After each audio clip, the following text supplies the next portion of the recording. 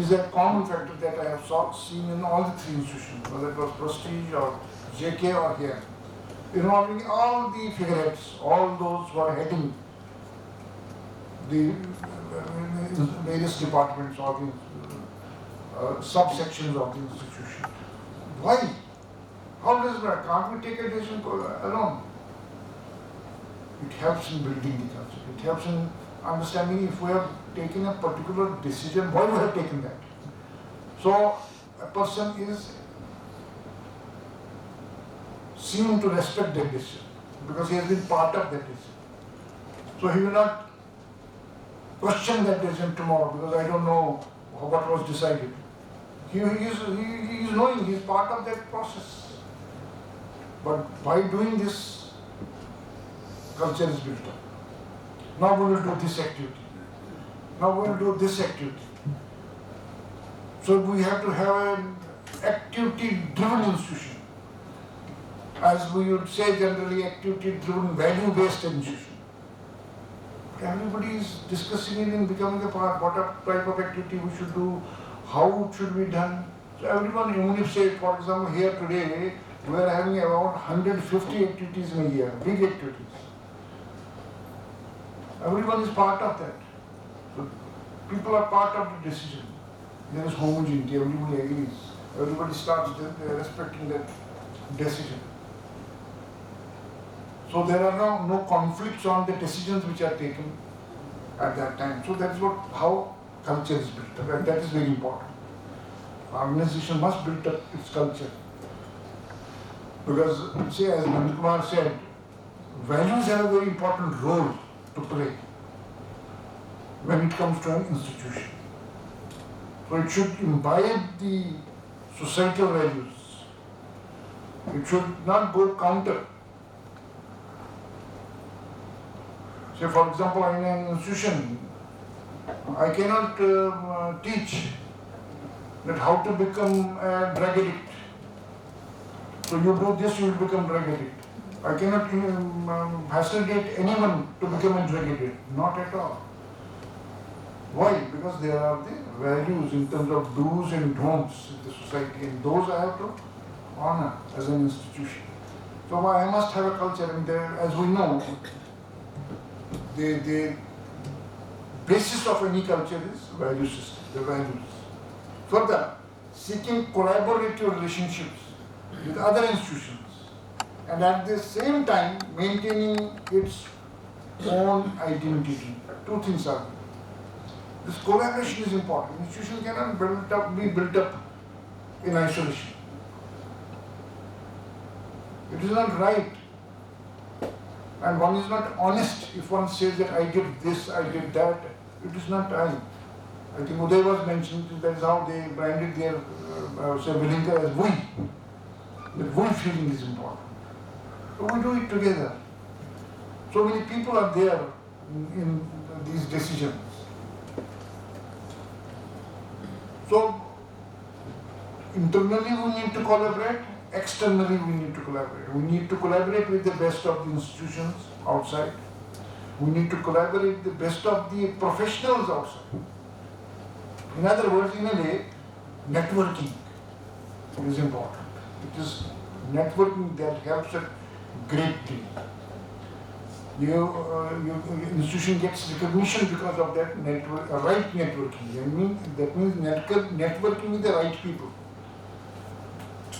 Not networking with those who can contribute towards institution development in the right direction. So that networking through collaborative practices is very important. Here, that's what we have done. Right from the beginning, we started collaboration.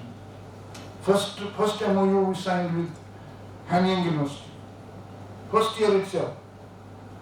So in JK also, in 2010 itself, when we had yet to start the session, we signed an MOU with same Hanyang University. Then we signed an MOU with St. Cloud State University here.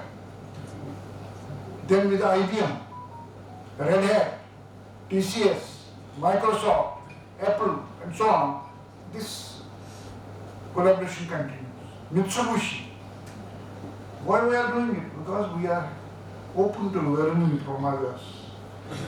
None of the IIM is simply for the file. Every MOU, every MOU has a meaning, and every agreement or under memorandum of understanding is active. So, for example, with IBM, incidentally, this lab is also set up by IBM. That's why we call it IBM now. So, with IBM, we offer 5 BTech programs in partnership. That means one course is taught by IBM every semester,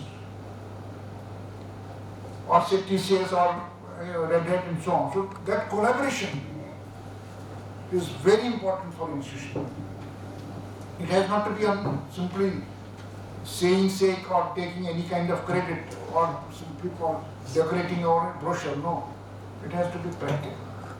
We have to mean it, whether it is an academic collaboration or an industry academia collaboration. Say St. Cloud University, today also we have faculty exchange, which is very interesting. There are not many institutions in our country where Indian faculty is teaching the students in West, in USA. So the students of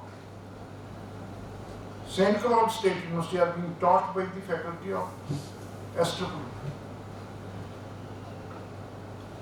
When faculty from SVVV traveled before COVID, he stayed here with us for 3 weeks and he taught regular classes.